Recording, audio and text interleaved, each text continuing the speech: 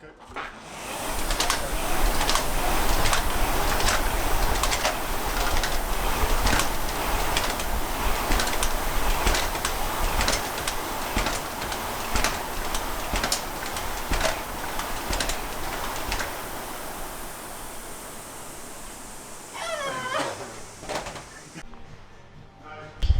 YouTubers and welcome to another episode of the vlogs. A little bit of some sprinting, partly to check how the body's feeling, as it's just a short piece and it's a high intensity, so you can test your central nervous system just to see how sharp it is, as well as a little tiny bit of sprint work. So I went off way too high. I think I ended up at rate 80, which is a bit too high, but now it's time to do some weights. Are you?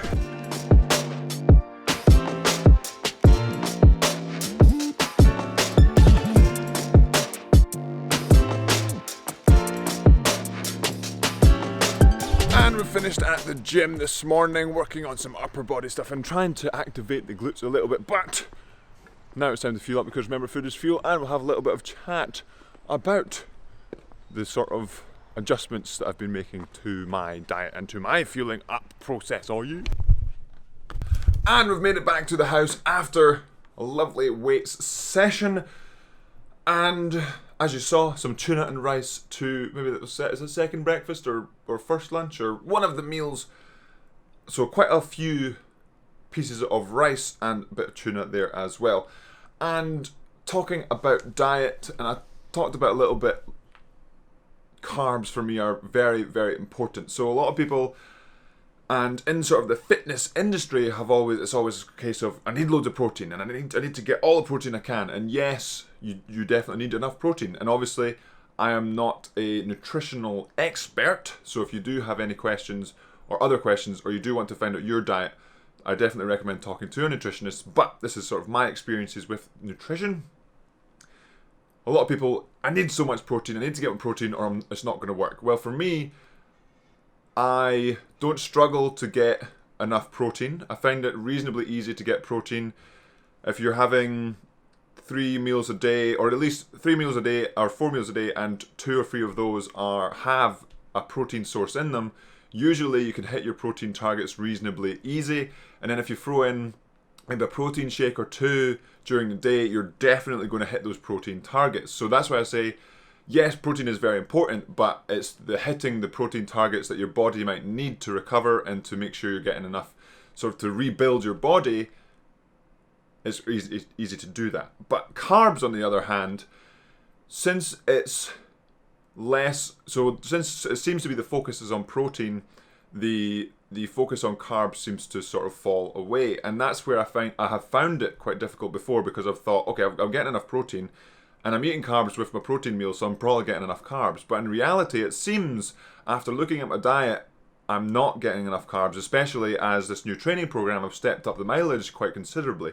So I do need even more carbs than I thought I did. So roughly, we're basically going off as a rough guide, but if I can eat a kilo of rice a day, or a kilo of pasta, or sort of 500 grams of pasta, 500 grams of rice, or sort of a combination of that, or a combination of carbs, a kilo of carbs, so simple carbs, then I'm probably going to make it to my carb goal for the day. And I've found that even though I'm eating a lot of food, it seemed that the kilo of carbs, or whatever it was, rice, pasta, potatoes, like all just simple, when you say carbs, that's kilo of those. It seemed that I actually wasn't hitting the right amount of carbs. So then I became, okay, how much is a kilo of carbs, if that's what I'm trying to eat during the day? And that's where sort of the biggest change in my diet has come from, is eating the volume of food. And it's not, I've eaten a lot of food before, and it's easy to shovel down a tub of Ben and Jerry's or just some easy food that you might not necessarily get good nutritional value from. It's difficult when you're trying to eat a kilo of carbs a day in the proper way. So say very simply, a kilo of rice is a lot of rice. And then when you start adding vegetables, it's a lot of vegetables when you're actually trying to boost the carb numbers up. And so you're talking kilos of food a day just to hit that 1 kilo of carbs, and then you have the protein on top of that and everything else as well, getting all the right nutrients to the body. And that's where I think supplements come in. So I'm taking a sort of protein shake twice, maybe 3 times a day to help boost that, because the volume of carbs, so say one day I have 800, 700 grams of carbs, and having a couple of shakes can take me up to 8, 9, 1,000 grams of carbs more easily, rather than feeling sick because I need to eat more, or just struggling to eat more. I don't have the time to eat more because it's literally taking me an hour to eat sort of 500 grams of rice and vegetables and chicken or whatever it is, to be very simple. And so that's kind of where the biggest part of my diet, or the changes of the diet so far this year, it's made it very simple. It's kilo of carbs, 600 to 700 grams of protein source, whether that's a vegetarian, vegan source, or whether that's a meat source, or whatever it is. It just makes it very, very simple, just breaking it down like that. So then you get your scale out and you go, okay, say I want some chicken, again, very simple, chicken, veg, rice. You say, okay, one meal, say 400 grams of rice, and then you go, okay, well, if I'm supposed to have 600-700 grams of chicken today, or protein source, I'll say 300 or 400 grams of chicken in that meal. And then, okay, well, I can put in some vegetables in there as well. And since they are so little amount of carbs in vegetables per gram, so say I just throw in, say, a head of broccoli, or peas, or carrots, or just a mix of vegetables, whatever it is.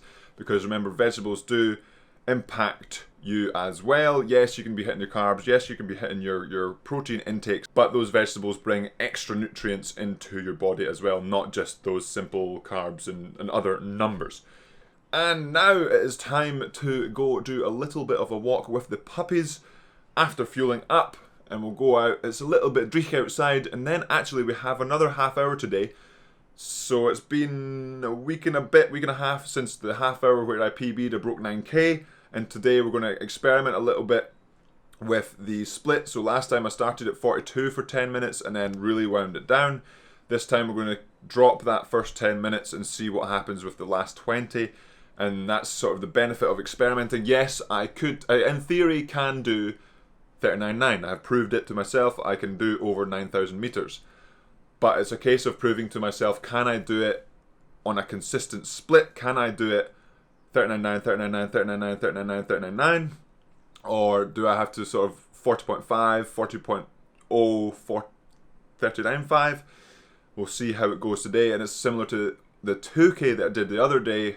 That was an experiment to see, can I hold 129? And that's probably the first time I've actually held 129 for the whole piece, rather than having a big sprint at the end and a slower start, or a sort of a push through the middle, or whatever it was. It was the most consistent sort of sub 30 piece I've ever had. I think it might actually be, like I've already said, the only 2K I've done where it was all sub 130. Maybe.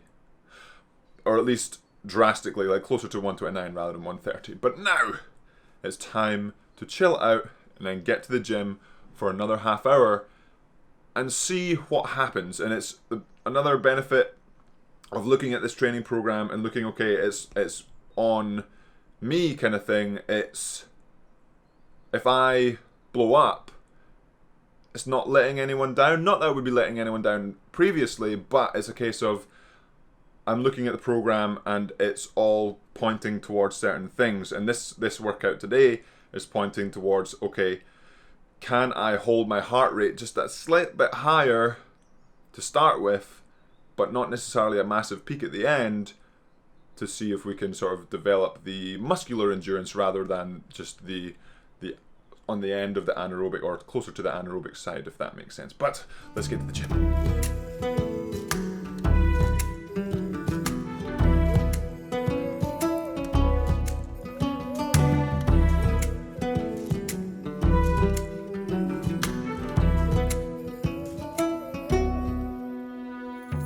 And we've made it to the gym. Now it's time to hop on the erg for a lovely half hour.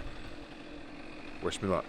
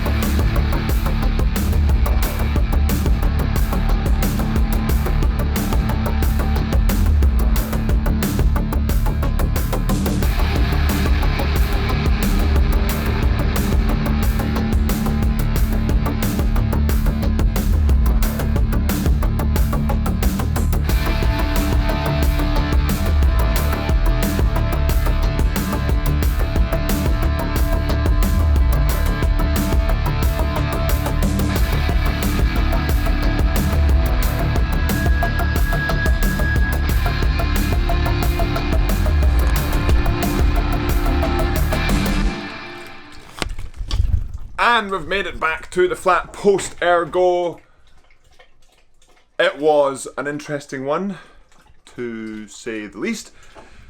The idea with that one, like I said before, was to start out harder than I did on my PB, which was, I think I started in 42.2.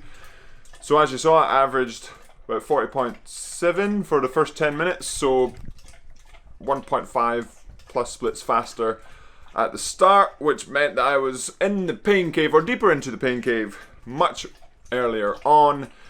And I slowed down and it got harder and harder. My heart rate was up high. I think it was at 170 for the last, or in the middle 10 minutes, and then climbing, even though I was slowing down, which suggests a little bit tired. It was really quite warm in there, so that would also make it harder. And also, it has been a pretty hard week, or a pretty hard couple of weeks, so I can't expect to be doing big scores and going PBing on everything, but it's still that little bit of, well, I did well last time on a PB'd and I wanted to get close to it. Maybe a bit too much off the start. Last time, or the 3 ago now, that I did the half hour, I went 43, then 42, and instead of going 40 point something, maybe I should have done 41 something. But it's always good to experiment and see kind of where you can go and what you can do, and the heart rates were in the right zone, so the training was in the right zone. But now, after the half hour with the legs pretty tired, it's time to fuel up and also have a lovely piece of recovery to set ourselves up for tomorrow for a lovely Thursday day of training. And as always, Yam Squad, remember to subscribe if you haven't already. Hit that like button, and I will see you in tomorrow's episode for a lovely day of training in preparation for Paris Indoor World Rowing Championships. Oh yeah!